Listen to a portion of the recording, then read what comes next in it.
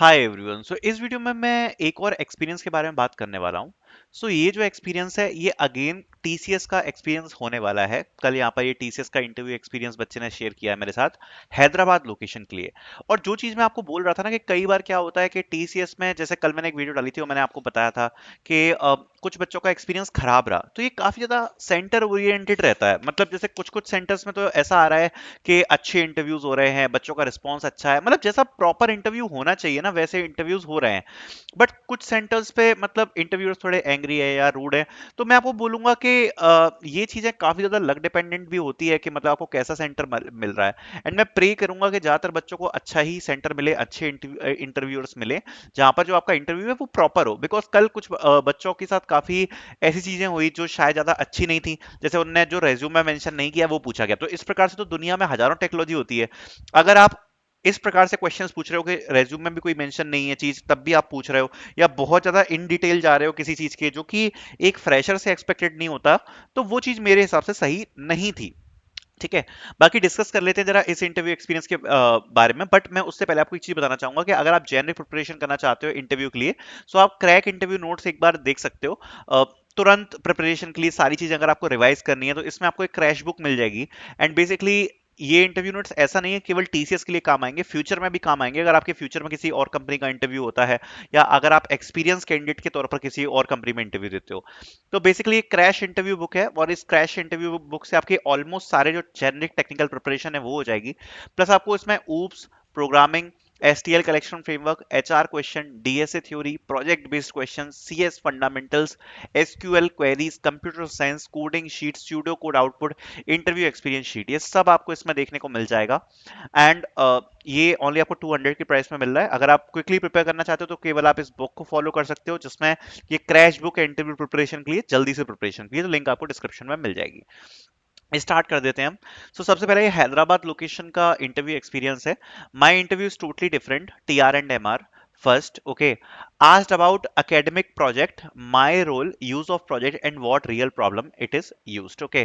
ये तो I think ये प्रॉपर चीज है जो कि पूछा जाएगा। देखो इस बार जो टीसीएस के इंटरव्यूज है, मुझे लग रहा है कि ऐसा गाइडलाइन है कि भाई उनको दो चीजों के बारे में पूछना ही है, एक प्रोजेक्ट्स के बारे में, प्लस जनरेटिव एआई या एआई के बारे में। ठीक है। तो ये चीजें जरूर पढ़ के जाना कि एआई के ऊपर आपके क्या थॉट्स हैं। ठीक है। लगभग हर किसी से ही पूछ रहे हैं कि वो एआई के ऊपर क्या थॉट्स हैं। जेनरेटिव एआई के बारे में थोड़ा बहुत पढ़ लेना। ठीक है। और प्लस जो भी आपने प्रोजेक्ट मेंशन किया है ना, उसके बारे में इन डिटेल इस बार डिस्कशन हो रहा है। तो ये बहुत इंपॉर्टेंट है कि जो भी आपने प्रोजेक्ट किया हुआ है वो आपको इन डिटेल पता होना चाहिए, प्लस उसके जो क्रॉस क्वेश्चंस हैं वो आपको यहाँ पर पता होने चाहिए। ये इस बार काफी ज्यादा पूछा जा रहा है। Asked about academic project, my role, use of project and what real problem it used। अब कोई अगर आपसे आपके एकेडमिक प्रोजेक्ट के बारे में पूछता है तो सबसे पहले आपको अपने प्रोजेक्ट का टाइटल बताना है, क्या टेक स्टैक आपने यूज किया है वो बताना है। उसके बाद जो भी की फीचर्स आपके प्रोजेक्ट में है वो आप इसमें डिस्कस कर सकते हो। अगर वो इन डिटेल जाना चाहेगा तो आपसे बाकी की डिटेल्स पूछ लेगा कि की फीचर्स के बारे में बताओ या टेक स्टैक के बारे में बताओ, जो भी है। ठीक है। तो सबसे पहले आपको अपना जो प्रोजेक्ट है वो इस प्रकार से यहाँ पर एक्सप्लेन करना है। उसके बाद अब यहाँ पर लिखा है माय रोल। तो अब जैसे ये लोग पूछते हैं कि आपने प्रोजेक्ट में क्या किया था, अगर आप एक सोल डेवलपर हो उस प्रोजेक्ट के, तो आप बोल सकते हो कि पूरा प्रोजेक्ट मैंने ही बनाया, और आप अपनी सारी चीजें एक्सप्लेन कर सकते हो। अगर ये ग्रुप प्रोजेक्ट है तो आप अपना रोल बता सकते हो। यूज ऑफ प्रोजेक्ट, तो ये है कि भाई पर्टिकुलर अभी जो आपका प्रोजेक्ट है वो क्या प्रॉब्लम सॉल्व कर रहा है, क्या यूज है। और आप इसमें मतलब एक रियल वर्ल्ड प्रॉब्लम अगर आप सॉल्व करना चाहो तो इस प्रोजेक्ट को एक्सटेंड करके या थोड़ा सा और बनाकर क्या एक ऐसी रियल वर्ल्ड प्रॉब्लम हो सकती है जो आप इससे सॉल्व कर सकते हो। उसके बाद कोडिंग क्वेश्चन पूछे थे। तो इसके बारे में बताऊंगा क्या कोडिंग क्वेश्चन पूछे थे। Before writing any code my suggestion is to ask input constant and remaining all details of output what he is expecting. Okay, ये मैं क्यों कह रहा हूं कि आपको ये इसने सजेस्ट किया है कि जो भी जैसे वो कोडिंग क्वेश्चन पूछे ना, तो कांस्टेंट्स के बारे में पूछो और आउटपुट क्या एक्सपेक्ट कर रहा है वो जरूर पूछो। First confirm without any hesitation, otherwise interviewer will ask why you write this code without confirming. ठीक है। तो जैसे ही अगर आपको कोई कोडिंग क्वेश्चन दिया जाता है तो पहले सारे अपनी जो क्लैरिफाइंग डिटेल्स है कोडिंग क्वेश्चन के वो पूछ लेना। अदरवाइज इंटरव्यूअर आपसे बोलेगा कि आपने क्लियर क्यों नहीं किया स्टार्टिंग में जब मैंने क्वेश्चन पूछा था, आपने क्लैरिफाइंग डिटेल्स क्यों नहीं पूछी। तो ये एक इंपॉर्टेंट पॉइंट है, तो ये चीजें आप जरूर यहाँ पर पूछ लेना। ठीक है। उसके बाद यहां पर लिखा है if AI can do your work why should we hire you. Definitely they are going to ask you about AI, no doubt. ठीक है, तो जैसा मैंने आपको बताया कि एआई के बारे में जरूर पढ़ के जाना। एआई के ऊपर थोड़ी बहुत चीजें डिस्कशन, जनरेटिव एआई के थोड़ा बहुत बेसिक्स, ठीक है, ये इंपॉर्टेंट है। एंड एआई के बारे में बहुत बच्चों से पूछा जा रहा है कि एआई के ऊपर क्या थॉट्स हैं, आपका वर्क कैसा है, तो इस टाइप की जो क्वेश्चन है सिचुएशनल बेस्ड जरूर प्रिपेयर करके जाना।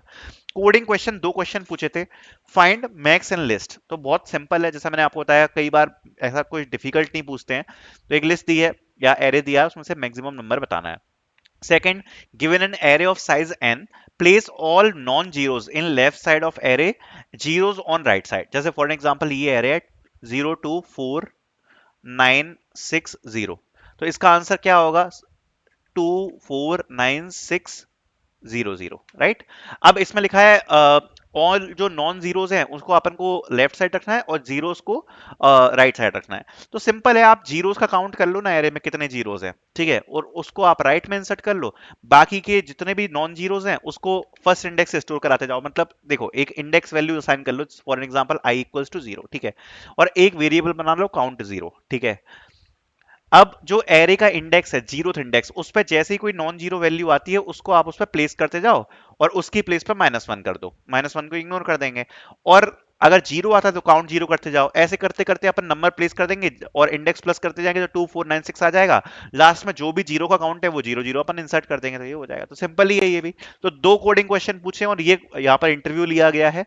तो आई होप ये आपको समझ में आया होगा, पसंद आया होगा। बाकी अगर आप जेनरिक प्रिपरेशन करना चाहते हो इंटरव्यू की, लाइक मैं आपको समझा देता हूँ, लाइक ऊप्स के क्वेश्चन, प्रोग्रामिंग के question, STL collection framework, HR question होते हैं, सिचुएशनल बेस्ड क्वेश्चन होते हैं वो सब, डीएसए की थ्योरी हो गया, प्रोजेक्ट बेस्ड क्वेश्चंस हो गए, डीबीएमएस हो गया, ऑपरेटिंग सिस्टम, नेटवर्किंग और क्लाउड कंप्यूटिंग हो गया, एसक्यूएल क्वेरीज हो गई, कंप्यूटर साइंस जनरल, ये सब जो है जनरेटिव एआई के बेसिक्स वगैरह ये सब प्रोवाइडेड है, तो चेकआउट कर सकते हो। Thank you so much for watching.